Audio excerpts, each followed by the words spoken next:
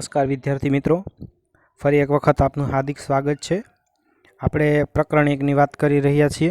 પ્રકરણ 1ની અંદર ગઈકાલે એક બે સ્લાઇડ સમજાવવાની બાકી હતી, તેની આપણે ચર્ચા કરીશું અને આગળના ભાગમાં આપણે વિદ્યુત ક્ષેત્ર રેખાઓની વિગતવાર ચર્ચા કરવાના છીએ। વિદ્યુત ક્ષેત્ર રેખાઓ ખૂબ અગત્યનો ટોપિક છે। હવે આપણે ગઈકાલે વાત કરી હતી કે ઘણા બધા વિદ્યુત ભારોના લીધે વિદ્યુત ક્ષેત્ર એ બધા જ સ્વતંત્ર વિદ્યુત ભારોના લીધે મળતા સદિશ સરવાળા જેટલું હોય છે અને સદિશ સરવાળો આ રીતના આપી શકાય છે। એને આપણે ગ્રાફિકલ રીતના કેવી રીતના રિપ્રેઝેન્ટ કરવાનું છે અથવા તો ભૌમિતિક રીતના તમે કેવી રીતના મેળવી શકો તે આપણે સમજીએ। તો આ E1 વિદ્યુત ભાર અને આ E2 વિદ્યુત ક્ષેત્ર, E1 વિદ્યુત ક્ષેત્ર અને E2 વિદ્યુત ક્ષેત્ર, આ બંનેનું પરિણામી વિદ્યુત ક્ષેત્ર એ આ છે। આ સદિશ વડે આપી શકાય ગ્રીન કલર। હવે એ E1 E2નું પરિણામી અને E3 એનું પરિણામી આપણે આના વડે આપી શકશું, આ સદિશ વડે। હવે આ E1 E2 અને E3નો સંયુક્ત સદિશ થયો અને તેનું E4 સાથેનું પરિણામી સદિશ આપણે આવી રીતના આપી શકશું। તો આ છે એ પરિણામી સદિશ થયો, E1 E2 E3 અને E4 ચારેયને ભેગા કરવાથી મળતો પરિણામી સદિશ આ થયો। એવી રીતના ગ્રાફિકલ રીતના આપણે સમજી શકીએ અને મેથેમેટિકલ રીતના આ સૂત્ર દ્વારા આપણે સમજી શકીએ। હવે આગળની વાત, વિદ્યુત ક્ષેત્રનો ભૌતિક અર્થ, તો આપણને ખબર છે કે ભૌતિક વિજ્ઞાનમાં વિદ્યુત ક્ષેત્રને પોતાનો એક આગવો ભૌતિક અર્થ છે। તો ભૌતિક અર્થની અંદર કઈ કઈ બાબતો સંકળાયેલી હોય છે તેને જોઈએ। તો ભૌતિક વિજ્ઞાનમાં કોઈ પણ ક્ષેત્ર એટલે આપણે સામાન્ય રીતે સમજી શકાય કે ક્ષેત્ર એટલે કોઈ પણ વિસ્તારની વાત કરે છે। વિસ્તારની એટલે કે એની અંદર બધા જ બિંદુઓ આવી જાય છે। આમ સામાન્ય રીતે એવી રાશિનો ઉલ્લેખ કરે છે કે જે અવકાશના દરેક બિંદુએ વ્યાખ્યાયિત હોય, દરેક બિંદુએ વ્યાખ્યાયિત હોય તો એ વસ્તુ ક્ષેત્ર તરીકે વ્યાખ્યાયિત કરી શકાય। પછી વિદ્યુત ક્ષેત્ર અને ચુંબકીય ક્ષેત્રની આપણે પારખી કેવી રીતના શકાય, કેવી રીતના પારખી શકાય? તો એને વિદ્યુતભાર પરની અસર દ્વારા પારખી શકાય। ક્ષેત્રનો સૌપ્રથમ ખ્યાલ ફેરાડેએ રજૂ કર્યો હતો। ક્ષેત્રોને પોતાનું આગવું ગતિશાસ્ત્ર છે, જેમ કે ક્ષેત્રોના સરવાળા કેવી રીતના કરવા અથવા તો એના મેથેમેટિકલ ઓપરેશન કેવી રીતના કરવા, એના માટે પોતાના અલગ નિયમો છે। તેઓ ઉર્જા અને વેગમાનનું વહન કરી શકે છે। આ બધી વિદ્યુત ક્ષેત્રના ભૌતિક અર્થને રિલેટેડ બાબતો છે। હવે આપણે એક વાત કરીએ, આ ક્ષેત્રને જો આપણે વ્યાખ્યાયિત જ ન કર્યું હોત તો ચાલત, પણ વ્યાખ્યાયિત કરવાની જરૂરિયાત કેમ પડી એના માટેનો એક સમજૂતી આપણી બુકની અંદર છે। આપણી બુકની અંદર પ્રત્યેક લાઇનને આપણે સમજવી ખૂબ જરૂરી છે। તો અહીંયા આગળ આપણે વાત કરીએ, એક વિદ્યુતભાર છે Q1 અને અહીંયા બીજો વિદ્યુતભાર છે Q2। એ પ્રવેગ A1થી ગતિ કરે છે, આ પ્રવેગ A2થી ગતિ કરે છે। તો Q1 અને Q2 વચ્ચેની કોઈ પણ ગતિની અસર તાત્ક્ષણિક ઉદ્ભવતી નથી કે આ વિદ્યુતભાર છે એ આ દિશામાં ગતિ કરે છે તો આના ઉપરનું બળ એકદમ વધી જતું નથી। એ બળને વધવા માટે સમય લાગે છે। કેટલો સમય લાગે છે? તો આ અહીંયાથી આટલું ડિસ્ટન્સ કાપવા માટે જેટલો સમય લાગે, અહીંયાથી આટલું ડિસ્ટન્સ કાપવા માટે, પ્રકાશની વેગથી આટલું ડિસ્ટન્સ કાપવા માટે જેટલો સમય લાગે તેટલો સમય લાગશે અહીંયા આગળનું બળને વધવા માટે। બસ એટલી સિમ્પલ વાત આખા પેરેગ્રાફની અંદર કરેલી છે। કહેવાનો મતલબ કે વિદ્યુત ક્ષેત્ર પણ સી ઝડપથી પ્રસરશે। વિદ્યુત ક્ષેત્ર, વિદ્યુતભારને તમે આગળ લઈ જાઓ તો વિદ્યુત ક્ષેત્ર પણ આગળ જશે, કેટલી ઝડપથી? સી ઝડપથી। બસ ધેટ્સ ઓલ। આટલી વસ્તુ આપણે ખ્યાલ આવવો જોઈએ કે એક વિદ્યુતભારની બીજા વિદ્યુતભાર પરની અસર છે એ પ્રસરવાનું એનું સ્પીડ, ઝડપ કેટલી હશે? પ્રકાશની ઝડપથી। આપણે વધુમાં આગળના ચેપ્ટરોમાં આપણે આ વસ્તુ સાબિત પણ કરવાના છીએ। હવે આપણે આગળની વાત કરીએ, વિદ્યુત ક્ષેત્રનો ભૌતિક અર્થ આપણે સમજી ચૂક્યા. હવે તેનો પ્રશ્ન કઈ રીતના બનશે તેની વાત કરીએ. તો વિદ્યુત પ્રશ્ન આમ બનશે: વિદ્યુત ક્ષેત્રનો ભૌતિક અર્થ આપો. વિદ્યુત ભારોના તંત્રની આસપાસના અવકાશમાં દરેક બિંદુએ વિદ્યુત ક્ષેત્ર વ્યાખ્યાયિત હોય છે અને એ વસ્તુ આપણે લખશું સતત છે અને એની વ્યાખ્યા લખીશું.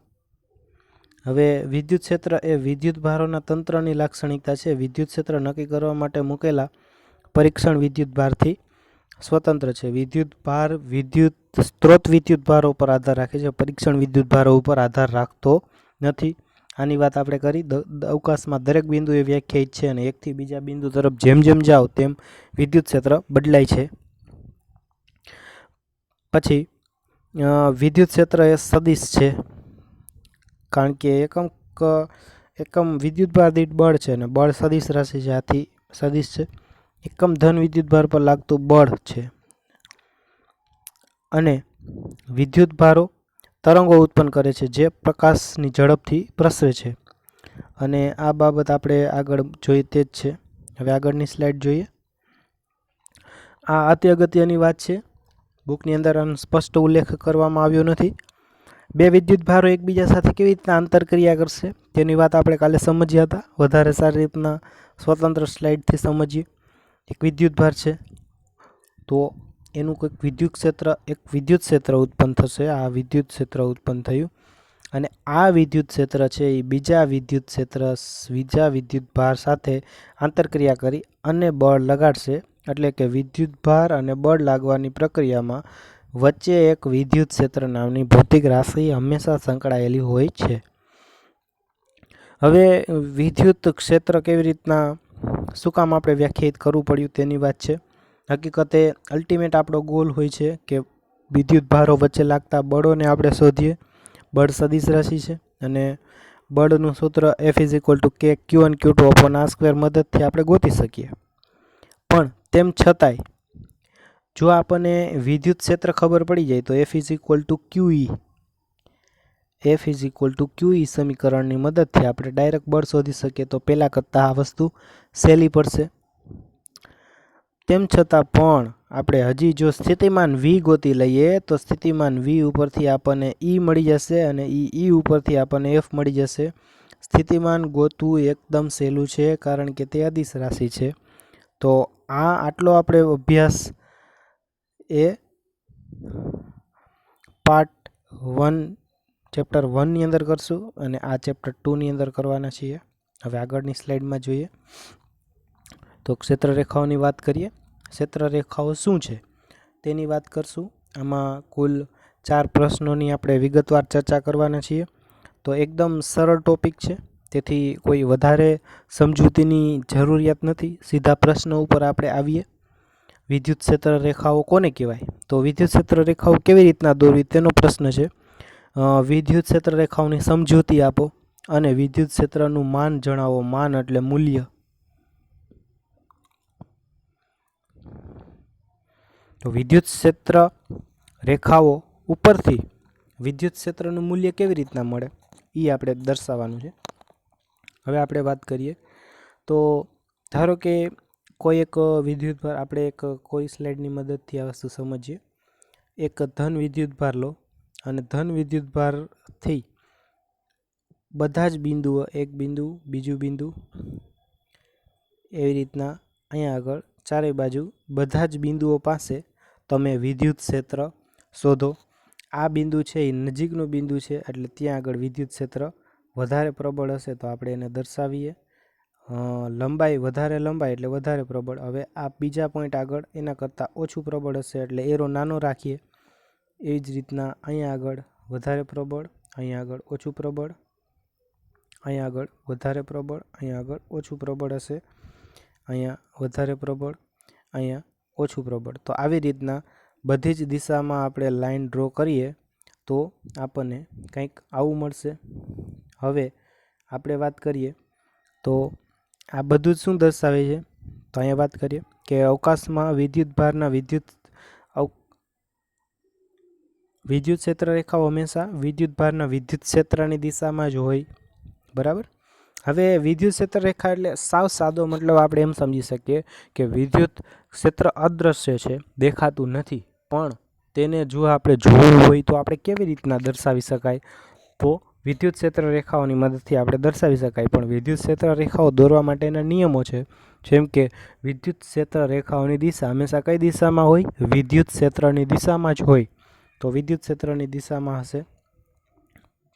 પછી આપણને ખબર છે કે જેમ વિદ્યુત ભારથી દૂર દૂર જતા જઈએ તેમ આ ઈ ડાયરેક્ટલી પ્રોપોર્શનલ ટુ 1/r² છે. તેથી વિદ્યુત ભારથી જેમ જેમ દૂર જતા જાય તેમ તેમ સદિશ નાના થતા જાય, એટલે કે વિદ્યુત ક્ષેત્રનું મૂલ્ય ઘટતું જાય, તો તીર પણ નાના થતા જાય. બીજી વાત, ધન વિદ્યુત ભાર હોય તો બહાર તરફ ક્ષેત્ર રેખાઓ હોય, ઋણ વિદ્યુત ભાર હોય તો અંદર તરફ હોય. હવે આપણે શું કરીએ? આ આપણે જે ડ્રો કરી ફિગર એની અંદર આ બધા જ બિંદુએ શું બતાવે છે? વિદ્યુત ક્ષેત્રની દિશા અને વિદ્યુત ક્ષેત્રનું મૂલ્ય દર્શાવે છે. પણ એના ઉપરથી ક્ષેત્ર રેખાઓ આપણે કેવી રીતના દર્શાવી શકીએ? તો કે આ વિદ્યુત ક્ષેત્ર દર્શાવે છે અને આ ક્ષેત્ર રેખા દર્શાવે છે. તો આમાંથી ને આ મેળવ્યું તેમાં શું કર્યું?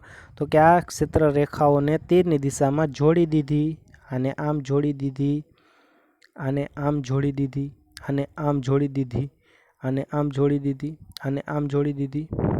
હા, તો હવે આપણને પ્રશ્ન થાય કે જોડીને તમે એક લાઈન કરી નાખી, તો આમાં પહેલાં તો છૂટા છૂટા ટુકડા હતા તે દર્શાવતા હતા કે વધારે જો લંબાઈ હોય તો વધારે તીવ્રતા છે.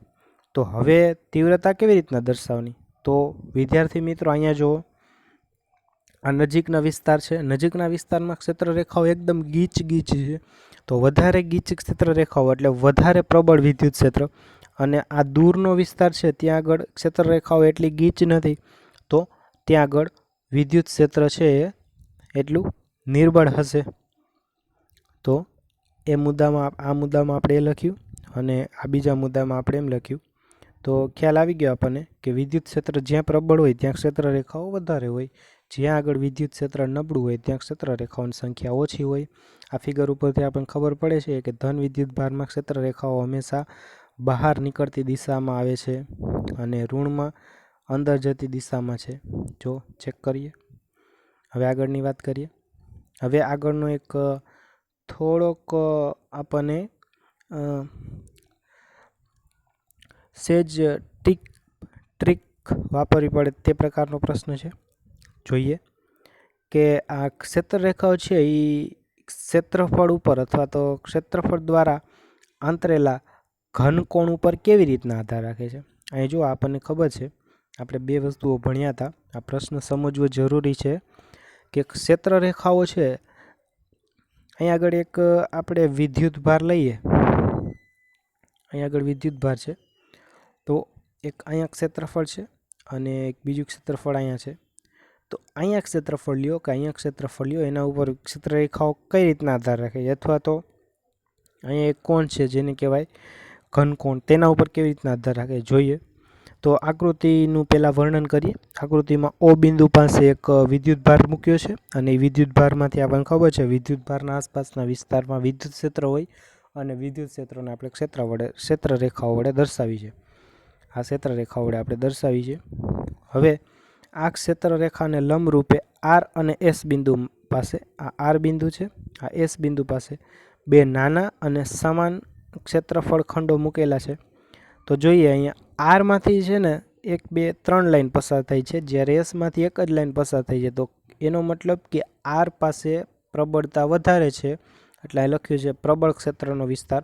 એસ પાસે એક જ ક્ષેત્ર રેખા એ પસાર થઈ જાય એટલે નિર્બળ ક્ષેત્ર છે.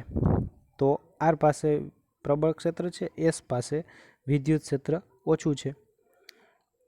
હવે આપણે જોવું છે વિદ્યુત ક્ષેત્ર છે એ ક્ષેત્રફળ ઉપર કઈ રીતના આધાર રાખે છે તેની વાત કરવી છે. તો એના માટે સમતલ કોણ આપણે જેવી રીતના ભણતા હતા, ખૂણો બરાબર ચાપના છેદમાં ત્રિજ્યા, એવી રીતના ઘનકોણની આપણને ખબર છે. ઘનકોણમાં શું આવશે? ક્ષેત્રફળના છેદમાં ત્રિજ્યાનો વર્ગ, ઉપર ક્ષેત્રફળ નીચે ત્રિજ્યાનો વર્ગ. હવે આ ચેક કરો, આ ઘનકોણ છે કારણ કે આ કોઈ ક્ષેત્રફળ છે, અને આ અંતર છે એ કેટલું છે? અહીંયાથી આટલું અંતર છે એ આર અંતર છે. હવે આપણે આમની અંદર વાત કરીએ તો આના માટે આપણે પહેલાં તો P1 માટે ઘનકોણ શું લખી શકીએ? P1 બિંદુ પાસે ઘનકોણ, તો P1 પાસે ધારો કે ક્ષેત્રફળ છે A1, તો આપણે આમ લખી શકીએ ઘનકોણ delta is equal to A1 છેદમાં R1 સ્ક્વેર. અને એવી જ રીતના P2 પાસે શું લખી શકીએ સમીકરણ? P2 પાસે ક્ષેત્રફળ કેટલું છે? A2, તો એના માટે આપણે લખી શકીએ A2 છેદમાં R2 સ્ક્વેર, અને આ R2 છે. તો આના ઉપરથી A1 અને A2 શું લખી શકાય એ જોઈએ આપણે. ધારો કે R1 અને R2 અંતર આવેલા બિંદુઓ P1 અને P2 આગળ ક્ષેત્રફળ ખંડો એટલે A1 અને A2. તો A1 લખાવો. A1 શું થશે? આને અહીંયા લઈ જાય તો delta omega R1 square, delta omega R1 square અને ડેલ્ટા ઓમેગા R2 સ્ક્વેર. હવે આપણે આ ક્ષેત્રફળ ખંડોમાંથી પસાર થતી ક્ષેત્રરેખાઓ સમાન છે. અહીંયા આગળ પણ એટલી ક્ષેત્રરેખાઓ પસાર થઈ છે, આમાં પણ એટલી ક્ષેત્રરેખાઓ પસાર થઈ. તો આપણે હવે એકમ ક્ષેત્રફળમાંથી પસાર થતી ક્ષેત્રરેખાઓની સંખ્યા ગોતવી હોય તો એકમ શબ્દ આવ્યો એટલે એકમ ક્ષેત્રફળ એટલે ક્ષેત્રફળ વડે આપણે એને ભાગી નાખીએ. તો આમાંથી n ક્ષેત્રરેખા પસાર થઈ છે, આમાંથી પણ n ક્ષેત્રરેખા પસાર થાય છે. તો આમાં એકમ ક્ષેત્રફળ દીઠ વધારે પસાર થાય છે અને આ એરિયા A2માં એકમ ક્ષેત્રફળ દીઠ ઓછી પસાર થાય છે. તો આપણે જોઈએ તો એને લખી નાખીએ n છેદમાં, એટલે કે એકમ ક્ષેત્રફળમાંથી પસાર થતી ક્ષેત્રરેખાઓની સંખ્યા n છેદમાં R1 સ્ક્વેરના છેદમાં ડેલ્ટા ઓમેગા, અને એવી રીતના P2 આગળ n છેદમાં R2 square by delta omega. R2 square by delta omega શું છે? ફરીથી આપણને ખબર જ છે R2 બાય ડેલ્ટા ઓમેગા એ શું છે? A2 છે. અને R1 બાય ડેલ્ટા ઓમેગા એ શું છે? A1. બરાબર. તો આમ ક્ષેત્રરેખાઓની સંખ્યા અથવા તો ક્ષેત્રની તીવ્રતા અથવા પ્રબળતા 1/r² પ્રમાણે આધાર રાખે છે, તે આપણે સમજી ગયા. તો એ આપણે વાત કરી. હવે આ થોડોક ટ્રિકી પ્રકારનો પ્રશ્ન હતો, તો આને તમે વ્યવસ્થિત આમાં જેવી રીતના સમજાવ્યું છે તે પ્રમાણે તૈયાર કરી લેજો.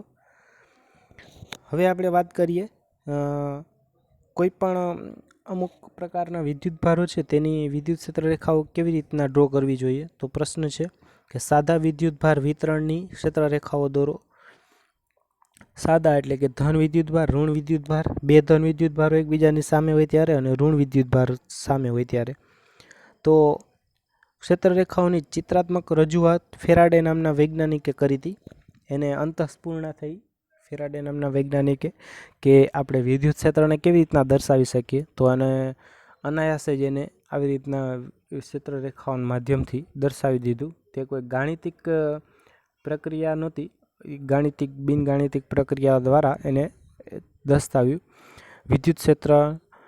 અને ફેરાડેએ તેને બળરેખાઓ કીધી હતી, પણ આપણે એને બળરેખાઓ કહીશું નહીં, આપણે એને વિદ્યુત ક્ષેત્ર રેખાઓ કહીશું. અને આગળના ચેપ્ટરમાં આપણે એને ચુંબકીય ક્ષેત્ર રેખાઓ કહીશું.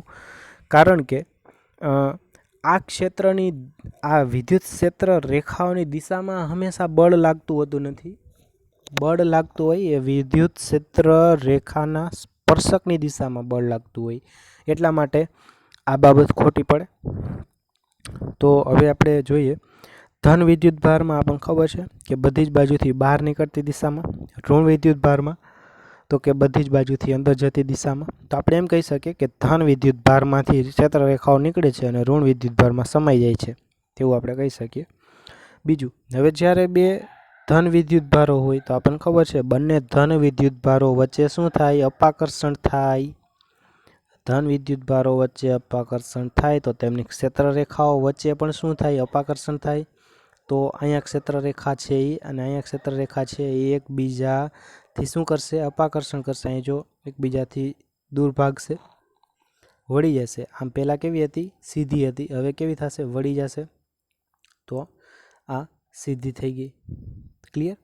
અને જો અહીંયા ધન વિદ્યુત ભાર હોય ને અહીંયા ઋણ વિદ્યુત ભાર હોય તો શું થાય? આકર્ષાય, એકબીજામાં જોડાઈ જાય.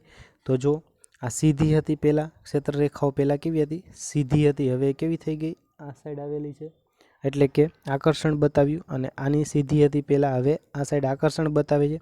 અને આ નીચેની ક્ષેત્રરેખાઓ આમાંથી નામાં આવી ગઈ, અહીંયા આમાંથી નામાં આવી ગઈ છે. બરાબર? તો આ પ્રકારે આપણે જોઈ શકીએ.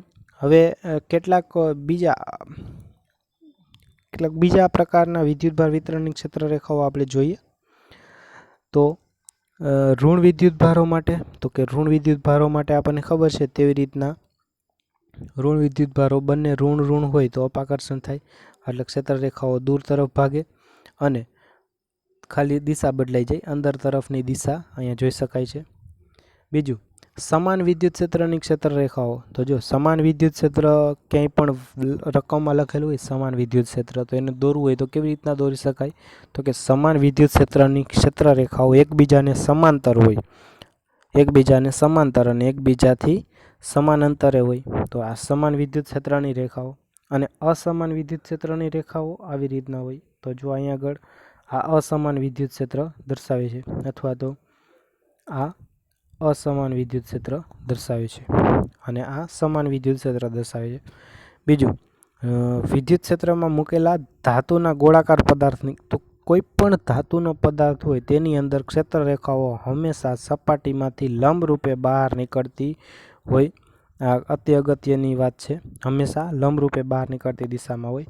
બીજું, નિયમિત વિદ્યુત ક્ષેત્રમાં મૂકેલો ડાઇલેક્ટ્રિક સ્લેબ, ડાઇલેક્ટ્રિકની આપણે વિગતવાર ચર્ચા કરવાના છીએ. તો તેની ક્ષેત્રરેખાઓ કઈ રીતના હોય? તો જોવો જોઈએ. ડાઇલેક્ટ્રિક છે એમાંથી ક્ષેત્રરેખાઓ બહાર નીકળી જાય છે. આટલો બોક્સ છે એની અંદરથી ક્ષેત્રરેખાઓ બહાર નીકળવાનો પ્રયાસ કરતી હોય તેવું લાગે છે. હવે આગળ વાત કરીએ. અતિ અગત્યની વાત છે કે વાહકની વિદ્યુત ક્ષેત્રરેખાઓ હંમેશા સપાટીને લંબ હોય. એના માટે બે ઉદાહરણ લઈએ. સમતલીય વાહક લઈએ. આ કોઈ પ્લેટ છે, પ્લેટ ઉપર આપણે વિદ્યુતભાર આપ્યો છે, તો એની ક્ષેત્રરેખાઓ ધન વિદ્યુતભાર હોય તો આમ બહાર નીકળતી દિશામાં, અને જો ઋણ વિદ્યુતભાર આપ્યો હોય તો અંદર જતી દિશામાં હોય. પણ કેવી રીતના? લંબ રૂપે ભૂલાય નહીં, લંબ હોય છે હંમેશા. એવી જ રીતના અહીંયા આગળ કોઈ આ કેવો વાહક છે? ગોળીય વાહક છે. તો ગોળીય વાહકમાં પણ જો ક્ષેત્રરેખાઓ આમાંથી લંબ રૂપે બહાર નીકળે છે અને અહીંયા આગળ લંબ રૂપે અંદર જાય છે. તો આ વસ્તુ નોટ કરવી ખૂબ અગત્યની છે. હવે આપણે આગળની વાત કરીએ. વિદ્યુત ક્ષેત્રરેખાઓની લાક્ષણિકતા. તો ખૂબ અગત્યનો પ્રશ્ન છે. 2 માર્કમાં ઘણી વખત આ પાછળના વર્ષોમાં બોર્ડની અંદર પણ પૂછાઈ ગયો છે. અને આ જ પ્રશ્ન ફરીથી પાછો ચુંબકીય ક્ષેત્રની વાત કરશું ત્યારે ચુંબકીય ક્ષેત્રની લાક્ષણિકતામાં પણ ફરીથી આ જ પ્રશ્ન આવશે. તો એટલા માટે આ પ્રશ્ન 2 વખત આવતો હોવાથી એકદમ અગત્યનો છે. જોઈએ આપણે, આપણને ખ્યાલ છે ક્ષેત્રરેખાઓની પહેલી લાક્ષણિકતા જોઈએ. ક્ષેત્રરેખાઓ હંમેશા ધન વિદ્યુત ભારમાંથી